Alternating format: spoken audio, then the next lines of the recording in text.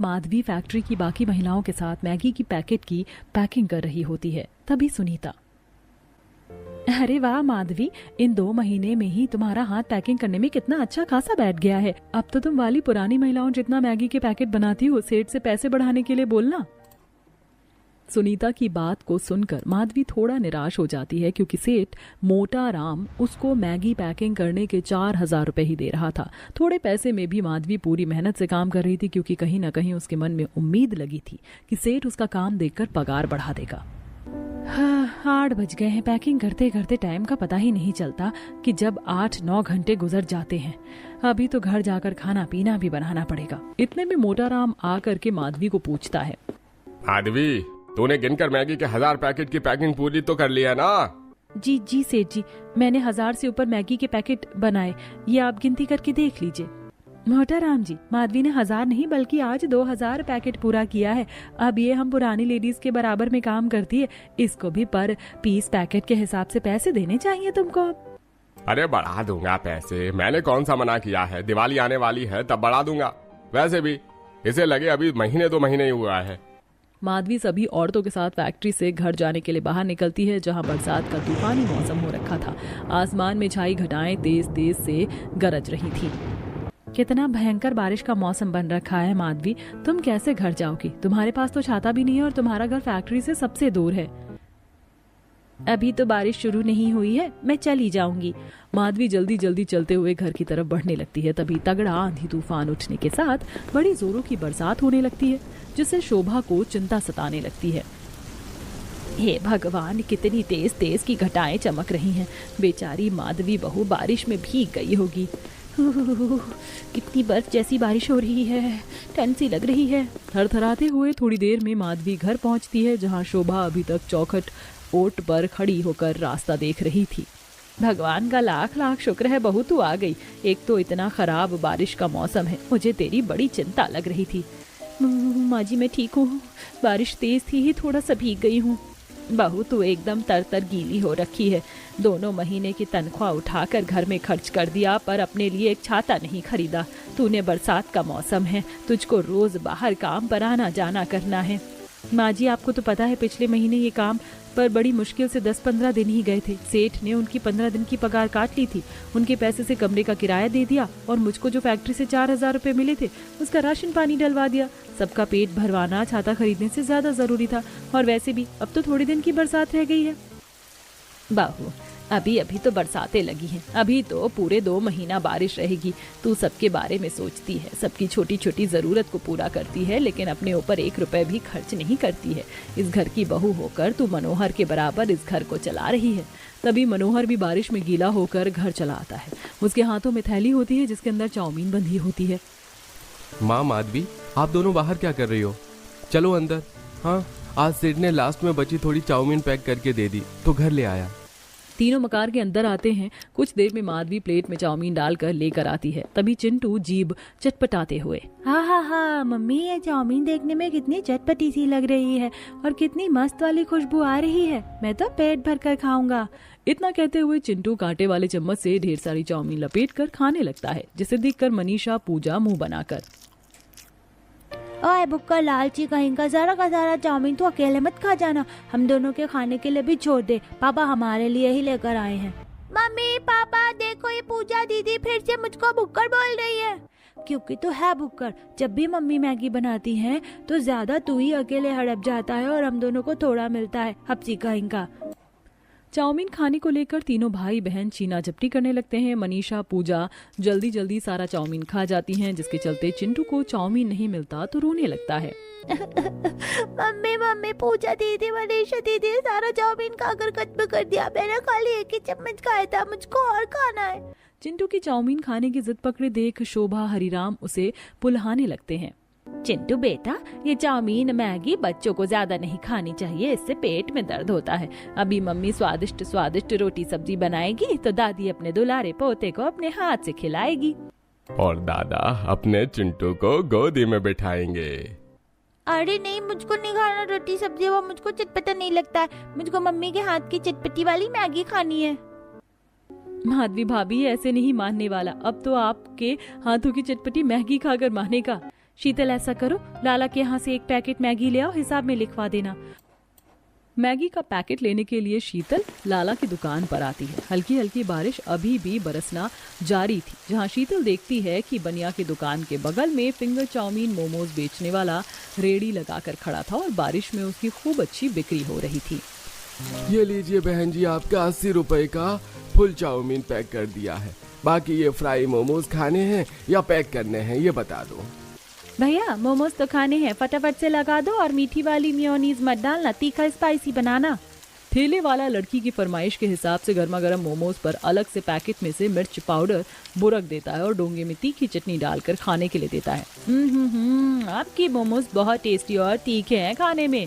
उस लड़की के अलावा ठेले पर और भी लोग भीड़ जमा कर खा रहे होते हैं, जिसे देख शीतल, इस मोमोज फिंगर वाले का ठेला कितना अच्छा खासा जम गया है। बारिश के मौसम में ऐसे ही चटपटी चीज भी तो लोग खूब ज्यादा खाना पसंद करते हैं। शीतल कुछ देर में मैगी का पैकेट खरीद कर घर ले आती है।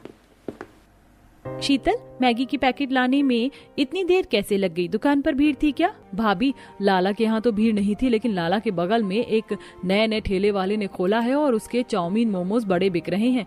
एक बार में 15-20 लोग खड़े होकर खा रहे थे। खूब अच्छी कमाई हो रही है उसकी तो।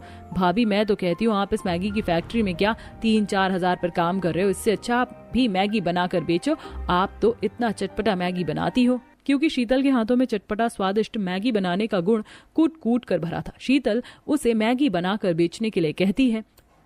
लेकिन गुजरते टाइम में बहुत ही ज्यादा गरीबी और दुख दर्द था। जब पूरे परिवार को एक टाइम का खाना खाकर पेट काट कर रहना पड़ा था, तब मजबूर होकर माधवी ने बनाने की फैक्ट्री में नौकरी ले ली, जिससे 3 या 4 हजार रुपए का सहारा आने से आज जाकर परिवार 2 टाइम की दाल रोटी ढंग से खा पा रहा था। हालांकि शीतल के मन में भी खुद के मैगी रेस्टोरेंट खोलने की इच्छा थी, लेकिन ये डर भी था कि अगर ये काम नहीं चला तो उसे काम से हाथ धोना पड़ेगा। ऐसे ही समय गुजरता है। फिर एक सुबह, मम्मी, आज तो तुम फैक्ट्री से ढेर सारी मैगी लेकर आओगी ना, तो हमको चटपटी मैगी बनाकर खिलाओगी ना? अरे मैं तो भूल गई थी कि आज फैक्ट्री से महीने का हिसाब मिलने का दिन है। ये महीना भी कैसे कैसे कट गया पता ही नहीं चला। अच्छा मैं चलती हूँ, शाम को आकर बढ़िया चटपटी मैगी बनाकर खिलाऊंगी। इतना कहकर गरीब बहू घर से निकल जाती है। पूरा आसमान काले मटमैले बादलों से भरा हुआ था। भयंकर बरसात का मौसम बना हुआ था। तभी बिजली कड़कती है। हे भगवान, कितने जोर से बादल कड़क रहे हैं, जैसे रोड पर गिर जाएगी अभी। बस इस बार सेठ मुझको पगार बढ़ा कर दे दे तो कुछ अच्छा सा बना दूंगी घर पर। फैक्ट्री पहुंचकर गरीब बहू मशीन पर मैगी बनाती। काम खत्म होने पर सेठ सबको तनख्वाह माधवी को दोनों बार के जितने 4 हजार की तनख्वाह मिलती है, जबकि बाकी औरतों को सेठ 8 और 10 हजार रुपए देता है, जिसे देख माधवी का मन मुरझा जाता है। सेठ जी, मुझे ये काम करते 2 महीने से ज्यादा हो गए हैं। आपने कहा था कि जब मैं बाकी सबके बराबर जितना काम देने लग जाऊंगी तो आप मेरी पगार बढ़ा देंगे, लेकिन ये 4 हजार रुपए इतने थोड़े में आज के टाइम में गुजारा नहीं चलता। आप कम से कम मेरी तनख्वाह 7-8 हजार तो दीजिए। ये सुनते ही कंजूस मखीचूस मोटा राम भड़क जाता है। अरे तू तो तनख्वाह बढ़ाने के लिए नहा धोकर पीछे पड़ गई है। अरे 4 हजार काफी है, मैगी ही तो बनाना है, कोई अनाज की बोरी वोरी थोड़े ना उतरवाना है। इतने में जचता है तो कर, वरना छोड़ दे। मोटाराम सेठ माधवी के घर परिवार के खराब हालत के बारे में जानता था, इसलिए उसकी मजबूरी का फायदा उठाते हुए काम छोड़ने की धमकी देता है, क्योंकि वो जानता था कि किसी भी हाल में माधवी काम नहीं छोड़ेगी। चल ये ले तेरे इस महीने की पूरी दिहाड़ी और मैगी के पैकेट मिलेंगे। पूरे महीने कमर तोड़ मेहनत के बावजूद भी मोटाराम 4 हजार रुपए तनख्वाह थमाकर माधवी से पल्ला झाड़ लेता है, लेकिन अपनी थोड़ी पगार में भी बेचारी गरीब बहू सब्र कर जाती है। आज घर जाकर सबके लिए चटपटी सी मैगी बना दूंगी। रोज रोज सादा रोटी सब्जी खाकर माँ जी बाबूजी का भी मन भर गया है। माधवी सब्जी मंडी पहुंचती है, तभी खूब जोर से मूसलाधार बारिश होने लगती है। बाजार में एक साइड सब्जी और दूसरी तरफ खाने पीने वाले ठेले लगाकर खड़े थे, जिनकी बारिश में खूब अच्छी बिक्री हो रही थी। सब्जी लो, ताजी हरी सब्जी ले लो। सब्जी वाले की रेडी पर बंद गोभी मटर बिकते देखकर माधवी ठेले पर आती है और एक फूल गोभी हाथों में उठाकर, भैया कैसे दिए बंद गोभी और ये मटर, क्या भाव लगाया? बंद गोभी 25 रुपए का पाव और मटर 50 रुपए पाव है भाई। सब्जी का महंगा रेट सुनकर गरीब माधवी के होश उड़ जाते हैं। भैया जी, आप तो बड़ी महंगी सब्जी लगा रहे हो, थोड़ा ठीक ठाक रेट लगा लो। अरे बहन जी, मैं तो बाकियों से सस्ते में ही सब्जी बेच रहा हूँ। बाकी रेडी वालों के पास जाकर एक बार रेट पता कर लो, सोने के भाव बेच रहे हैं सब्जियाँ। बारिश के चलते सभी सब्जियाँ महंगी हो गई हैं। भैया देख लो, थोड़ा सस्ता लग जाए तो। फूल गोभी और थोड़ी सी मटर चाहिए थी। बहन जी, रेट तो कम नहीं होगा, वरना मुझे घंटा खाना पड़ेगा।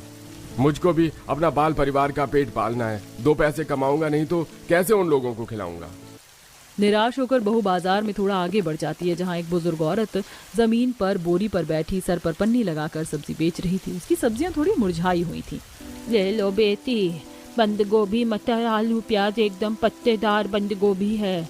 बरसात का पानी लग गया है तो थोड़ा सा ऊपर ऊपर का पत्ता पीला पड़ गया है। माधवी मैगी में डालने के लिए एक बंद गोभी चुनकर तराजू में चढ़ाती है। अम्मा, ये एक छोटी फूल गोभी और आधी किलो मटर कर दो, 2-4 हरी मिर्च भी डाल देना। मैगी में डालने के लिए बंद गोभी, मटर, मिर्च खरीद कर माधवी घर आ जाती है, जहां बरसात से मकान की छत जगह जगह से चू रही थी और जगह जगह जमीन पर बाल्टी भगोने रखे हुए थे। फिर से छत टपकने लगी। माँ जी, बहू छत तो चुएगी, इतनी तगड़ी तूफानी बारिश हुई थी, एकदम पतली चादर हो गई है छत। इसे पक्की करवाना बहुत जरूरी है। इसकी खराब हालत देखकर नहीं लग रहा कि और ज्यादा बारिश झेल पाएगी। माँ जी चिंता मत कीजिए, इस महीने की तनख्वाह मिलेगी तो छत का काम लगा दूंगी। बहू के हाथों में मैगी का सामान देखकर तीनों बच्चे खुश हो जाते हैं। अरे वाह मम्मी, तुम इतनी सारी मैगी की पैकेट लेकर आई हो, मटर गोभी भी। क्या आज तुम्हारे हाथों की चटपटी मैगी खाने को मिलेगी? हाँ, आज मैं सबके लिए चटपटी सी गर्मा गर्म मैगी बनाऊंगी और सब साथ मिलकर खाएंगे। ठीक है मम्मी, तब तक हम बुआ के साथ मिलकर घर से सारा पानी निकाल लेंगे, फिर हम सब मजे से बैठकर मैगी खाएंगे। माधवी 2-4 पैकेट मैगी उबालने के लिए चढ़ाकर बारीक बारीक सब्जियां काटने लगती है और पतला पतला प्याज काटकर चूल्हे पर कढ़ाई गर्म करने को चढ़ाती है और तेल गर्म होने के लिए डालती है। इसके बाद कटी हुई हरी मिर्च, प्याज डालकर उसे खूब अच्छे से धीमी आंच पर भूनती है और तीनों बच्चे मैगी खाने के लिए बेकरार बेसब्र हुए जा रहे थे। मम्मी मैगी बन गई क्या? जल्दी जल्दी से बना दो। बिटिया, ज्यादा तेज आंच पर मैगी बनाऊंगी तो मैगी जल जाएगी और स्वाद खराब हो जाएगा। ठीक है मम्मी, आराम से बना लो, लेकिन चटपटी और तीखी तीखी मैगी बनाना बिल्कुल। मैं तो सूपी मैगी खाऊंगी। मम्मी मैं भी सूपी वाली मैगी खाऊंगा। हाँ, तुम दोनों भाई बहन सूपी मैगी खाओगे? मम्मी जी, पापा जी, आप दोनों कैसी मैगी खाएंगे, पानी वाला या सूखा? तभी ससुर जीभ चटपटाते हुए, बहू मुझको तो सूखी मैगी निकाल कर दे देना, मुझको तो वही पसंद है। बहू सबकी फरमाइश का अलग अलग चटपटा मैगी बनाकर गर्मा गर्म खाने को परोसती है। मैगी में से बहुत ही दमदार चटपटी खुशबू सबकी नाक में पड़ती है। ओ बेटे, मौज को कितनी यम्मी टेस्टी टेस्टी मस्त वाली खुशबू आ रही है मैगी में से। आज तो मैं जमकर चटपटी मैगी खाऊंगा। चिंटू, चल तीनों रेस लगाकर अपनी अपनी मैगी खाते हैं। जो जितनी मैगी जल्दी खत्म करेगा दूसरा अपने मैगी में से उसको खिलाएगा। चलो खाते हैं। तीनों बच्चे सुड़-सुड़ करके मैगी अपनी अपनी मैगी में से खाने लगते हैं। वहीं सास ससुर भी बहू के हाथों की चटपटी मैगी चख कर भर भर के तारीफ करते हैं। सच में बहू, तेरे हाथों की चटपटी मैगी का जवाब नहीं। जो एक बार खा ले स्वाद उसके मुंह से नहीं छूटेगा। सच में बहू, तू पता नहीं मैगी कैसे उबाल कर बनाती है कि तेरा बनाया वो मैगी बिल्कुल भी चिपकता नहीं है, एकदम चावल की तरह छोटे छोटे बनते हैं। मैं और शीतल जब भी मैगी बनाते हैं तो गीले गीले चिपके बनते हैं। माधवी भाभी, अपनी चटपटी मैगी बनाने की रेसिपी मुझे भी सिखा दो। आपके बदले में मैं ही मैगी का स्टॉल लगा लूंगी। मैगी को बस 2-4 मिनट ही गर्म पानी में डालना होता है ताकि मैदे का कच्चापन निकल जाए और मैगी बनाते वक्त तेल मसाले के साथ अच्छे से मिक्स हो जाए। तब मैगी एकदम चटपटा और खिला खिला बनता है। तो ये है आपकी चटपटी टेस्टी मैगी का राज। भाभी हमने तो मैगी खा लिया, अब आप भी जल्दी से खा लो, नहीं तो ठंडी हो जाएगी। माधवी दरवाजे की तरफ देखती हुई बोलती है। शीतल, तुम्हारे भैया आ जाए फिर हम दोनों साथ में खा लेंगे। तभी दोनों हाथ पर बैंडेज पट्टी लगे कुछ लोग मनोहर को मकान के अंदर छोड़ जाते हैं, जो कि उसके साथ रेस्टोरेंट में काम करने वाले थे। मनोहर की ऐसी हालत सबकी आंखें नम हो जाती हैं। मनोहर बेटा, ये तेरे दोनों हाथों पर बैंडेज क्यों बंधा है? कहाँ से चोट लगवा ली तूने इतनी? माँ, रेस्टोरेंट में आज बारिश के चक्कर में काफी भीड़ थी। कढ़ाई में चाउमीन बना रहा था, तभी एकदम से कढ़ाई फिसल गई और गरम तेल दोनों हाथों पर गिर गया। मनोहर के साथ घटे हादसे में उसके दोनों हाथ इतनी बुरी तरह से जल चुके थे कि उसकी हिम्मत टूट चुकी थी और वो फूट फूट कर रो पड़ता है। मेरे दोनों हाथ जल गए। मेरे दोनों हाथ जलाकर तूने मेरे परिवार के पेट पर लात मारी है ऊपर वाले। अब कौन कमा कर खिलाएगा मेरे परिवार को? मनोहर का चिंता करना जायज था, क्योंकि गरीबी में उसके परिवार का गुजारा रोज के कमाने खाने पर ही निर्भर था। मनोहर की हालत देखकर सबकी हिम्मत टूट गई कि अब परिवार कैसे जिएगा, पर गरीब बहू ने हिम्मत नहीं हारी। अजी तुम घर के खर्चों की चिंता क्यों कर रहे हो? भगवान की दया से थोड़ा ही सही, लेकिन मैं भी तो 2 पैसे कमा रही हूँ, घर का चूल्हा जलता रहेगा।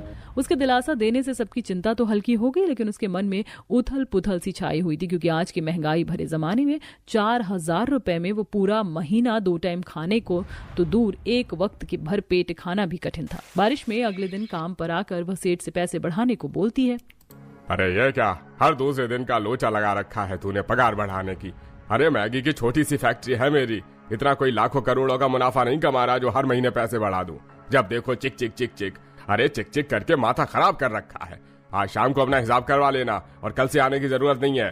पहले से ही घर के खराब हालातों को झेल रही माधवी का काम भी छूट जाता है। 15 दिन का हिसाब लेकर वो संकोच भरे मन से घर की तरफ बढ़ती जा रही थी।